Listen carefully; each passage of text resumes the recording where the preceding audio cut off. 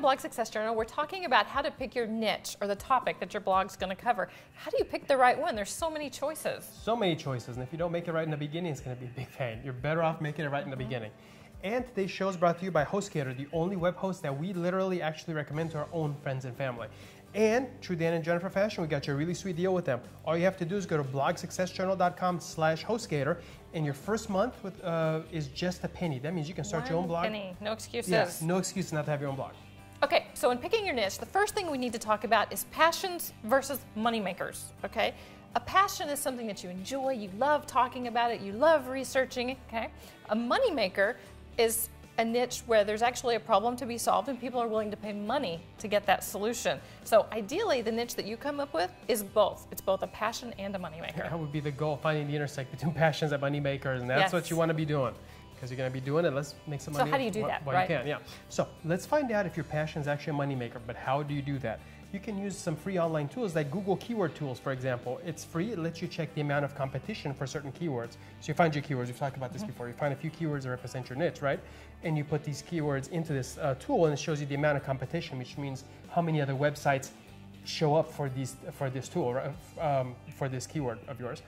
And also the number of monthly searches. Because, you know, there may be no competition, but if only 3 people a month search for it, it's not a good business model. And there could be 20 million websites competing for this term and only 5 searches a month. Yeah, exactly. You know, so you got to check both competition and monthly searches.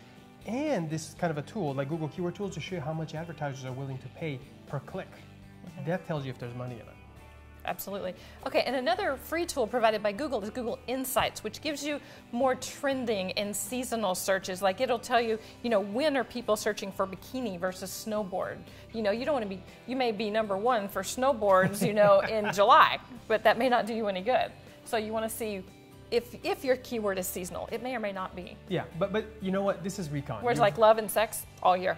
It is very much worth it to do this kind of recon in the beginning. Know where you're going and kind of find the path to it. It's a lot easier to do in the beginning, believe it or not. It really is. Now, let's refine your niche. You got to brainstorm all these keywords, and at the end of the day, you can use your niche, which, for example, say puppies, as a seed word, and then these tools will help you find other words as well. Yeah, you want to brainstorm yourself, but they also help you find... I'm going to throw something else in there that wasn't in our notes. Check out ClickBank to see if there are affiliate products that you can actually promote. That's a great idea, That way you know if it's how easy or how hard it's going to be to monetize your site and create affiliate partners. Yeah, absolutely. Especially if it's not as popular of a niche. Puppies, super popular, right? But very broad. Aardvark training or something like that, it's going to be very not so popular. So do your research and find out. Now, as far as refining your niche, you start out with a word like, let's say, puppies, right?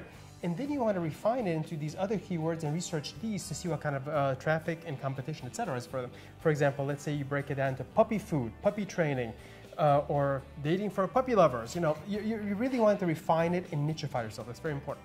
Yeah, you want to have ideally a tightly focused niche that focuses on one topic, or you want to have a huge site that focuses on a lot of topics. Yeah. Okay, here's the goal. Why would you go to all this trouble finding all these keywords and refining your niche? I mean, this is a lot of work up front.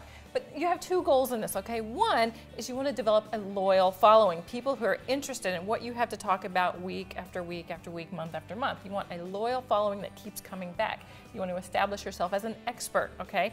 You want to set the tone, right? How you're going to say things, the voice, your publishing schedule. These are other things to keep in mind because you want to be consistent and predictable. People love that. They know when, how, where. People and search engines love that. Search engines like that too, exactly, which brings us to goal number 2, getting ranked in Google and whatever other search engines there are at the time. Google, Bing, whatever. You want to be ranked in these search engines, and how do you do that? Well, first of all, yes, it can be tough to get ranked, and it's not going to happen on day 1, okay? It's going to be a result of a bunch of focused effort, like doing this research in the beginning, right? But if you put out this regular high-quality content like we were talking about earlier, it's really going to get you there. Remember, people love it, and search engines love it. Very important. You have to write for both. Okay, so here's our question for you. What is your passion, your niche? What do you know that is a good money-making niche? Shout it out, leave it in the comments, and don't forget to go to blogsuccessjournal.com/HostGator and start your blog today for just a penny. That's a great deal. Sure, take advantage of it.